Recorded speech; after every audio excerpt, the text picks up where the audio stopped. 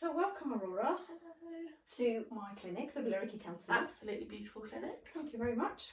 So just for everybody that's watching, we have both done a lateral flow test, which is negative. So we're very healthy and everything is lovely. Yes, wonderful. So the reason why we're doing this vlog today is because you've decided that you want to do what? I want to just endorse and tell people how absolutely amazing EMDR therapy is, how, just how amazing it is, honestly. So if we can just tell everybody who's following us, you are one of my clients. I am, yes. And you have kindly given your consent that you are happy to share your experiences with EMDR and how EMDR versus therapy, counselling, has helped you. Changed my life, honestly. Completely changed changed my life. Okay. So I have had about 13 years of therapy, up to 13 years. Not with me. Not with Nadia. No. With the NHS, loads of different people, and never felt it worked ever. I was actually really apprehensive in the beginning to come and talk to another therapist. So why do you think therapy didn't work for you? Just because, to be honest with you, it wasn't actually doing anything. I was sitting, offloading, and that was it. There was no, and now we're going to do this. I tried CBT therapy, but that sort of worked for about, 2 weeks, and then you'd relapse again, and then it would go back down again. There was therapists that weren't relatable. They didn't have an understanding. It was very clinical. There was not, there's no, beautiful pink rooms that you can walk into that feel like home the second you walk in. And they just, nothing ever felt like, this actually, is going to work. But I've got to say, I was really apprehensive coming because I was nervous about having to do it all again and churn the story out again. But I walked through the door and even the space felt different. It didn't feel like I was going to be prodded, jabbed, pushed in the wrong direction. It felt like when I even walked in that actually, this is a lady I can get to know, mainly because it had pink walls and I love the colour pink. I love pink. But actually, you were such a genuinely warm person to be around. It was so much easier to open up and talk to you. And then the idea of the EMDR therapy came up with us. I think. Did you even know what EMDR was? I had no clue. My mum actually brought it up and she was like, maybe go and see Nadia, and I was like, okay. But actually, you brought it up when we were doing it together after some talking, and I'm not going to lie, I was really apprehensive. I was like, it's going to be another therapy. Yeah, it's going to be another thing. I didn't really understand it. I was like, it's just going to be another fad. But actually, then I did it. And I walked in that day when I did it sobbing because I was so scared. I was terrified. You were literally shaking. I was shaking. I literally I walked through that door there. It was hideous. I hadn't slept, nothing.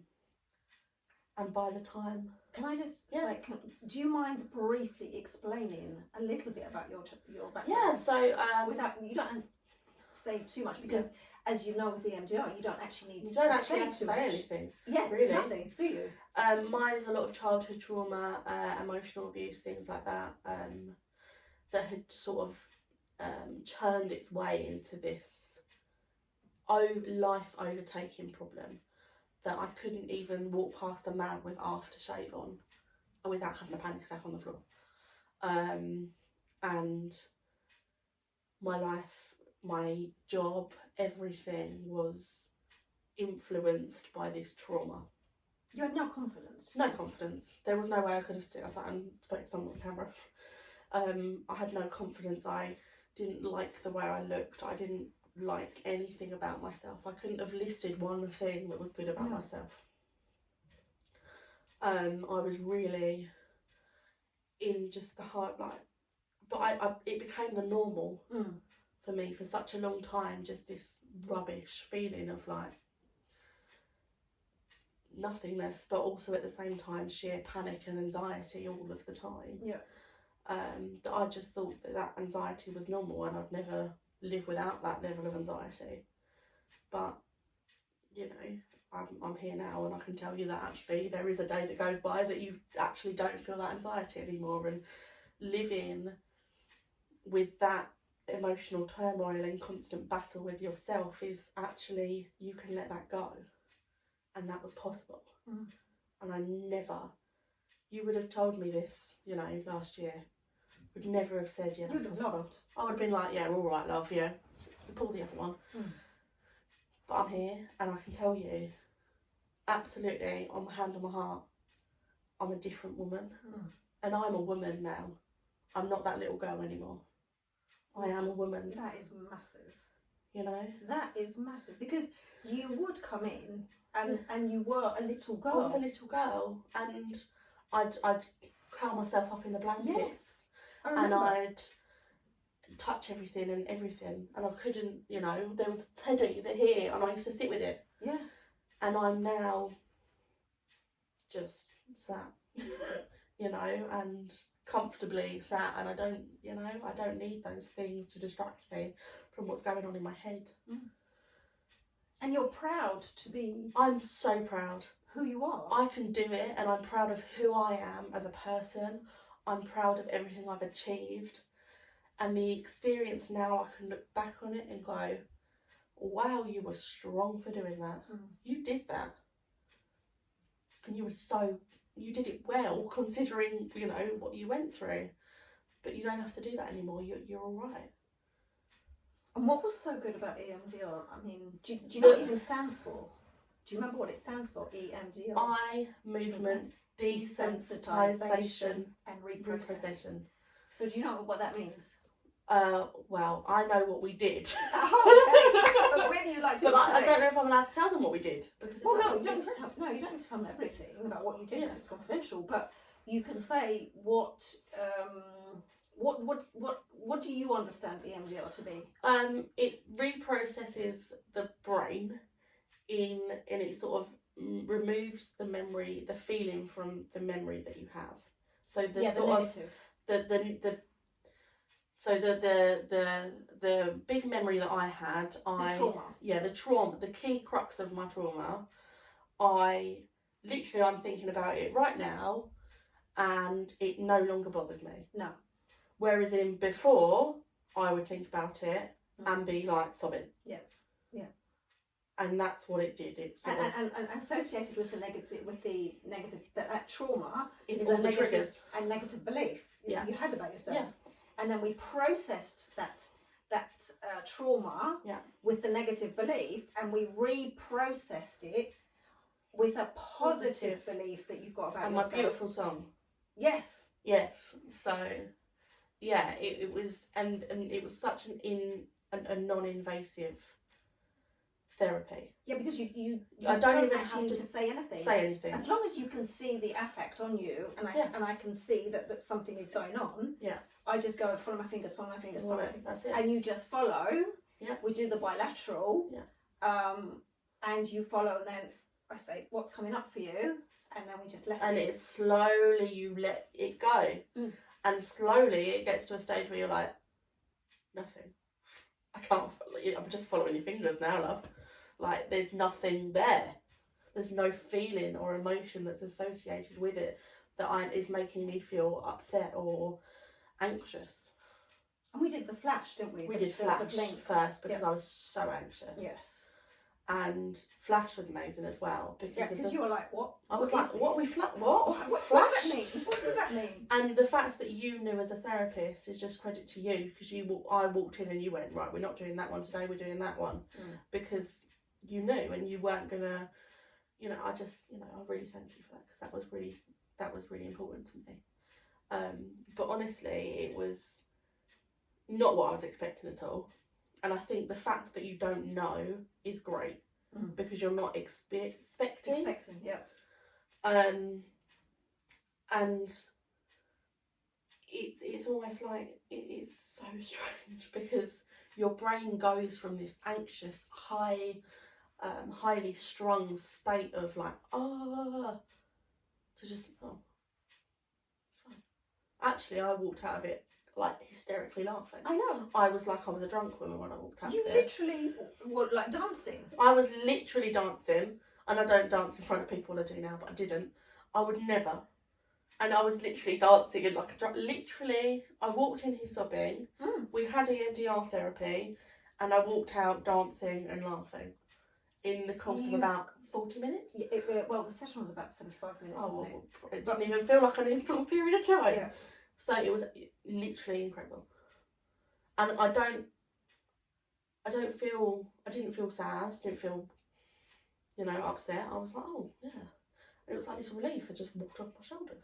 And that trauma, it diminished in size. Literally, I can go thinking about it right now, and it's not even an important thing. I've got other things in my mind that are more important, like marking books. That's more important to me right now. And why are you marking books? What is your job? Because I'm a teacher. Okay. So, as you can see, EMDR, you don't have a relapse. No. It's powerful. 6 months ago I did this, by the way. Incredible. In fact, you wanted to talk about it so much that we'd actually put this in the diary. And I showed up when we hadn't even booked it. Actually, hadn't put it in the diary because I wasn't. We hadn't confirmed it. We hadn't confirmed it, but you were stood outside. I was stood outside waiting. I was like, let's go. I'm ready to talk about it. And let's tell the people how much you have valued EMDR. It has changed my life. The things that, I know this little girl that I know, and her childhood mirrors mine, and I can face her and listen to her trauma that she goes through every day. So what would have happened in the past? I would have broken down every day after listening to it. What, literally? I would have just cried. And not been able to... And not been able to listen to it anymore. Whereas now I'm like, it's okay, we can listen. How do you think that's possible? Because my brain is no longer triggered by the things it was triggered by. Yeah. Because of the EMDR. I can now listen to these things that I before would have been like a massive blaring alarm trigger, because I'm listening to what's happened to you. To what's happened to me. To somebody else. It's mental. It's incredible. Would you ever have thought that you would have been able to deal with that situation before? I would have run for the hills. I would have gone, no way. Thank you very much, but no. You couldn't have paid me enough money. Honestly, the things, it's amazing how untriggered, I can't tell you how, I cannot put across how untriggered my brain is. Because it's shocking to me. The first couple of times I heard it, I was like, I'm supposed to be feeling different. I was like, I'm expecting to be feeling different, but I'm not. And it was very complex to begin with. I was like, surely I should be feeling some way about it. And obviously I felt emotional about it for the girl involved. But I didn't feel personally triggered by it, or, have a panic attack, or have my hot flushes and my can't breathe, didn't cry. And that was just shocking. So totally liberating. Totally. I can now do things that I couldn't do before. I'm no longer scared that if I go out and a man has a certain aftershave on, that I'm going to be bothered by it. So in the past that would have triggered you? That would have triggered me, and I would have had a panic attack. But now I'm like, if a man walks past with an aftershave that I don't particularly like the smell of, that's his problem, not mine. Wow. I've got the phrase, that's their problem, that's not my problem. Whereas in the past, it was all my problem all the time. It was. Everything. Do you not remember? Everything was my problem. Everything was. But and it actually didn't matter how much counselling we'd done at the time, if you remember. Yeah. And that's why I thought we've got to try it. Because everything was my problem all the time. And I couldn't just let it go. I've got, telling people that actually the idea of sometimes you can have a bad day. And that everyone has a bad day. But before, if I'd have had a bad day, that would have been the end of my week. But now if I have a bad day, I can go, no, I'm allowed to have a bad day. That's perfectly acceptable. It's fine. You're allowed. And it's not the end of the world. And the fact that I can name it and go, it's just a bad day. You know, and actually, if, you know, a negative thought comes in your head and I can name it and go, that's just a negative thought. That's allowed. You know, we all have these things. So how are you when like a man? So I had innate phobia, I would say, of men before, to the point where I answered. Your husband answered the front door when I first accidentally knocked on the wrong door, and I was terrified. You know, but now I've got this man that currently enjoys having arguments with me, it seems, but he's constantly, you know, at least once a week he'll come up and have a nice little shout at me, and I'm like, okay. Not, you know, the first time it happened, I was shaking because a man is shouting at you. You're not quite expecting that. You know, then everyone would do that. But now I sort of almost time it to the point where I'm like, come on then, where's my... Yeah. What, you know, it doesn't bother me anymore because I can go, that's a man who's shouting because there's something going on with him. That's his issue. That's not my issue. If I'm the one he lets it vents to, I'm the one he vents to. I could be anyone. How powerful is that? I can do it, you know, and people are like, she's dealing with that. And I'm like, yeah, it's daily life. But I cannot put across enough how much I wouldn't have been able to cope with that. Because this man is the spit of my abuser. And I would not have been able to cope at all because he was just, you know, disgusting. But I'm like, actually now, he comes and gives it some and I'm like, alright then mate, give it some. Shout a bit loud. It, you know, it's just, doesn't really bother me. I'm like, okay, off you go. Are you done now? I've got things to do. It's just, it's what it is. So if we want to get the message out there to people who've never heard of EMDR, who have got any kind of trauma in their life, whether it be a road traffic accident, a rape, a bereavement, through any form, or dealing with trauma, anything like that. Any kind of trauma, what would you say to them to do? Get EMDR therapy, preferably with Nadia, because for one, you don't have to relive it if you get EMDR. You can just put it, you don't have to relive it by telling another person. A lot of the problem that I had with my therapy was reciting it again and again and again, and it was almost like you had to relive it every time. With this, you have to think about it, but they don't have to know exactly what you're thinking about. So you can just say a letter, you can just say a B, letter, yeah. You know, and that's that, you know, that's it. But as long as you can see that you're feeling it, and you're so good at it that you can just literally see from like a shift of a person that they're feeling it. The effects are so long lasting, and it's not like after a normal therapy session where you might feel a bit rubbish and drained afterwards. You might feel tired afterwards, but you're not feeling that feeling of, oh, I've just relived it again and nothing's happened. I walked out of here feeling elated. Yes, you did. You did. And also, I am now liberated from my trauma. My trauma doesn't define me, I define me. My trauma used to define me, and because I've now given that up, my trauma doesn't define me anymore, and I define me. And that is why EMDR therapy is amazing, because it's allowed me to do that. Not gonna lie, 13 years of therapy. 13 for this to now, what, 4 hours? It wasn't many sessions. It wasn't, it was 2. Yeah, see, 2 sessions. Yeah. 2 sessions. Just for that. Had I have done that, 10 years ago, but I can now see my life, I can plan it, and I can go, oh yeah, I can do that, that's achievable. Whereas in before, I was so bogged down. Yeah. But it is amazing. I cannot, like, I can't put it enough into words and tell people how amazing it is. I don't really do like things on camera, but I felt so strongly that I had to tell you how amazing it was that I did it. Like, I love it, and you're incredible at it. Thank you. You know, it's the best. It's amazing, truthfully.